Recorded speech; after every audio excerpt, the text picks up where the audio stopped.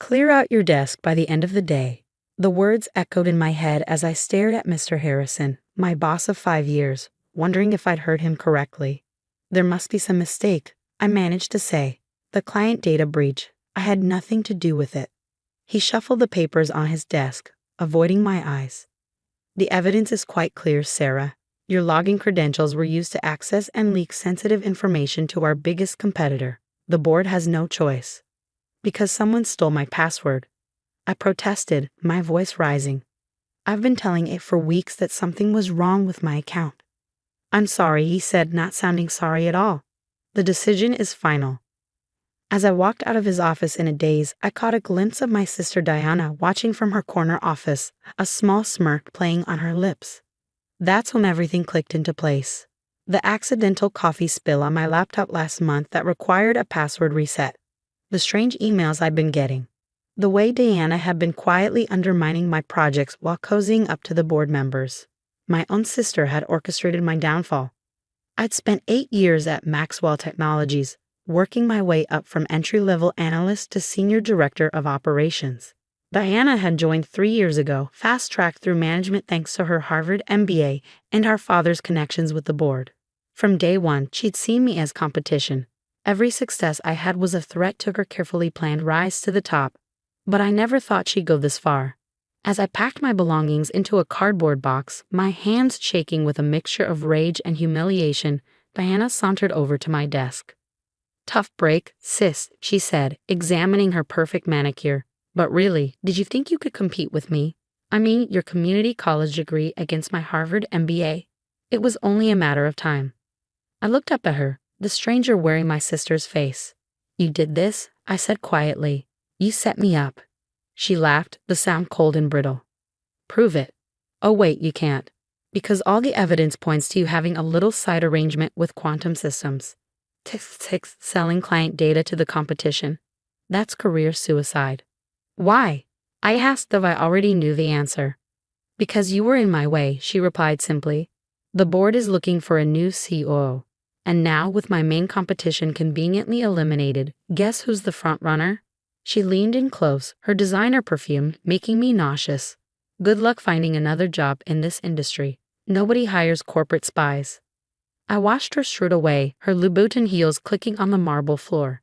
The same floor I'd walked across for 8 years, building relationships, solving problems, earning respect the hard way. Don't worry about references, HR told me as I turned in my badge. We won't mention the incident, but you understand we can't provide a positive recommendation. I drove home in silence, the box of desk plants and family photos sitting accusingly on my passenger seat. 8 years of my life, destroyed in a single day by my own sister's ambition. That night, I sat in my apartment, staring at my laptop screen. Diana had been thorough. She'd already posted about her likely promotion on LinkedIn, subtly hinting at the unfortunate situation that had opened up the opportunity. The comments were flowing in, congratulating her on her meteoric rise. I should have been broken, should have been planning a move to another city, another industry, anywhere I could escape the shame of being branded a corporate spy. Instead, I felt oddly calm. Because Diana had made one crucial mistake. She thought she knew everything about me. The quiet, hard-working sister who'd gone to community college because we couldn't afford better. The one who'd never played office politics or chased promotions. What she didn't know was that I'd spent the last 2 years quietly building something on the side. Something that was about to change everything. I opened my private email account and typed out a message to Viktor Petrov, CEO of our biggest client. Dear Victor, remember that proposal we discussed last month? I'm ready to move forward. And I know exactly how to save your company the $50 million you're losing to outdated systems. Best regards, Sarah Mitchell. His response came within minutes. I was wondering when you'd be ready to leave Maxwell. Let's talk tomorrow. I smiled, thinking of Diana's smug face. She thought she'd ended my career. In reality, she'd just freed me to pursue something much bigger. The next morning, I met Victor at his private office overlooking Central Park. He'd always appreciated my direct approach to solving problems, even when Maxwell's bureaucracy got in the way. So, he said, pouring us both coffee, I heard about what happened. Quite convenient timing, isn't it? I nodded. They think I sold client data to quantum systems. In reality, I've spent 2 years documenting every flaw in Maxwell's outdated infrastructure, flaws that are costing your company millions. And you can fix them, he asked, though we both knew the answer. I've already designed the solution. I just needed to be free of Maxwell's non-compete clause. I pulled out my tablet, showing him the prototype I'd developed. This system will revolutionize how technology companies handle client data. No more breaches, no more leaks, no more million-dollar losses. Victor studied the specs, his eyes widening. This is brilliant. But you'll need funding, a team. I have a team, I interrupted. Top engineers from Google, Amazon, and yes, even Maxwell. People who believe in the project and have been waiting for me to make my move. He leaned back, a slow smile spreading across his face. How much do you need? 50 million. In exchange for 20% of the company. He didn't even hesitate. Done. But I want something else too. What's that? I want Maxwell Technologies as your first acquisition target. Their stock is about to take a hit when we terminate our contract. Should make them quite affordable in about, 18 months. I felt a slow smile spread across my face. Funny you should suggest that. I've already drawn up the plans. Over the next year, I disappeared completely from the tech world. Diana probably thought I'd gone to work at some small company, licking my wounds. Instead, I was building something revolutionary. We called it Sentinel Systems, a complete reimagining of how companies protect and manage sensitive data. Our beta test showed a 99.9% reduction in security breaches. Major tech publications started whispering about the mysterious startup that was about to change the industry. Deanna, meanwhile, got her promotion. She became COO of Maxwell Technologies just in time to watch their stock price plummet as major clients, led by Victor, began jumping ship. I kept tabs on her through industry news. She gave interviews about Maxwell's transitional period, promising innovations that never materialized. The board grew increasingly impatient as the company's value dropped month after month. Then came the day I'd been planning for all along. Maxwell's stock hit an all-time low. The board was desperate for a lifeline, and Sentinel Systems, now valued at over $300 million, was ready to make its first acquisition.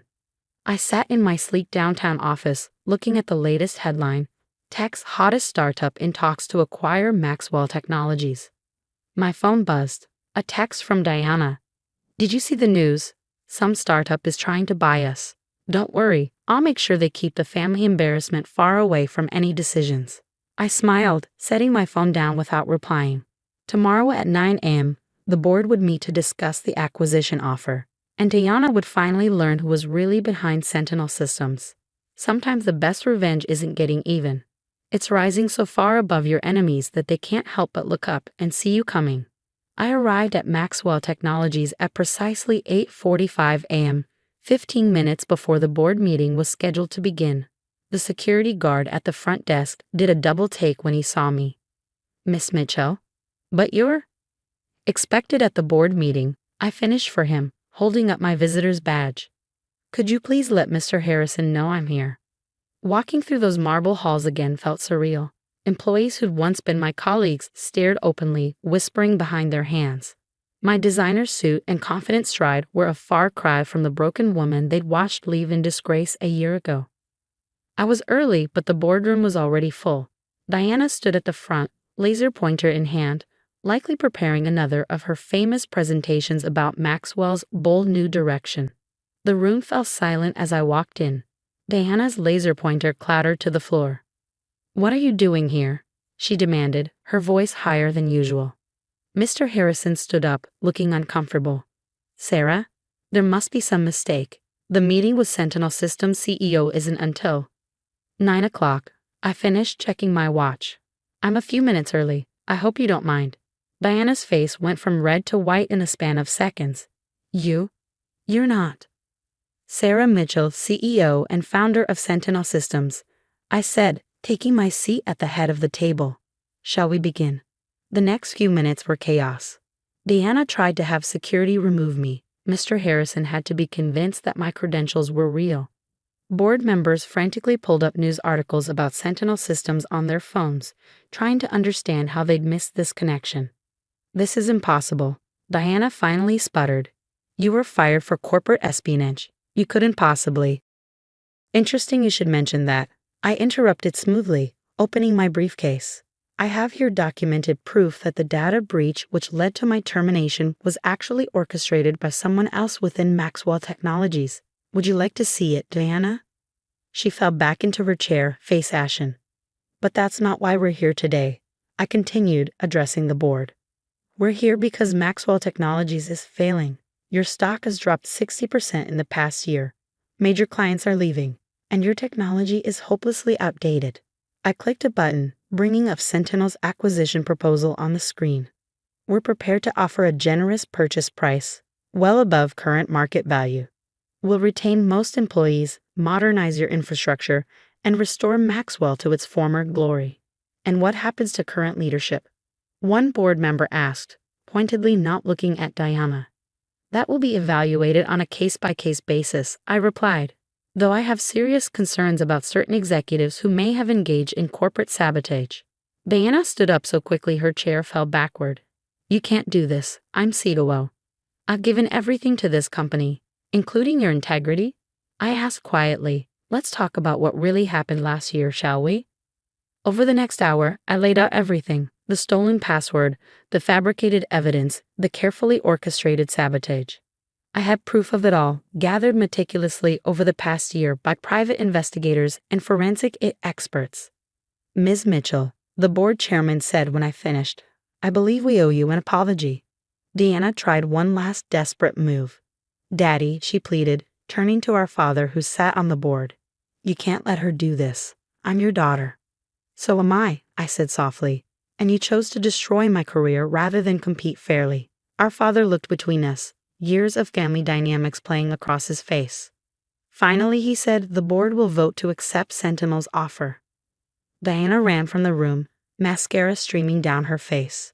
Part of me wanted to follow her, to offer comfort like I had when we were children. But that part of our relationship had died the day she chose ambition over family. The acquisition moved quickly after that.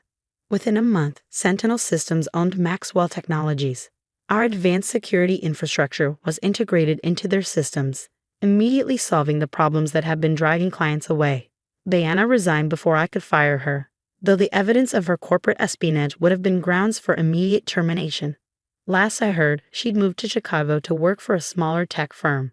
I kept my office in the Sentinel building, only visiting Maxwell's headquarters when necessary. But 6 months after the acquisition, Diana appeared in my lobby. Security called up, my assistant said, Your sister is here. I considered turning her away. Instead, I said, Send her up. She looked different, humbler somehow, without the designer clothes and perfect makeup. She stood awkwardly in my office, staring at the view of the city. Quite a view, she finally said. Better than Maxwell's. What do you want, Diana? She turned to face me, eyes bright with unshed tears. I want to know how you did it. How you built all this while we thought you were finished.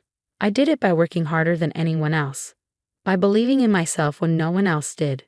And by never ever sacrificing my integrity for quick success. She nodded slowly. I've been offered a job at a startup in Seattle. Clean slate, fresh start. I wanted you to know. I hope you do better there, I said. I hope you learn that success doesn't have to come at someone else's expense. After she left, I stood looking out at the city, thinking about choices and consequences. Diana had chosen to destroy me to advance her career. I had chosen to rise above destruction to build something meaningful. 1 year later, Sentinel Systems was valued at over $1 billion. Our security infrastructure had become the industry standard. Maxwell Technologies, under our leadership, had regained its position as a market leader. I kept the cardboard box from the day I was fired. It sits in a corner of my office, a reminder that sometimes life's worst moments can lead to its greatest transformations. Diana and I see each other at family gatherings now. Things aren't warm between us, but they're civil. She's doing well at her new job, from what I hear. Perhaps she finally learned that true success comes from building things up, not tearing others down. As for me, I have a new nameplate on my desk. It reads Sarah Mitchell, CEO, Sentinel Systems and Maxwell Technologies. Every time I look at it, I remember that day Diana laughed as I packed up my desk. Good luck finding another job, she'd said. Well, I did better than that. I created my own company, revolutionized an industry, and became her boss in the process. Sometimes the best revenge isn't about getting even. It's about becoming so successful that those who doubted you can't help but witness your rise. I've never forgotten the lesson Diana inadvertently taught me. Success built on sabotage will always crumble. But success built on innovation, integrity, and resilience, that's unshakable. Last week, a young employee was fired from one of our competitor companies for whistleblowing about unethical practices. I had HR reach out to her immediately. She starts next month as a project manager.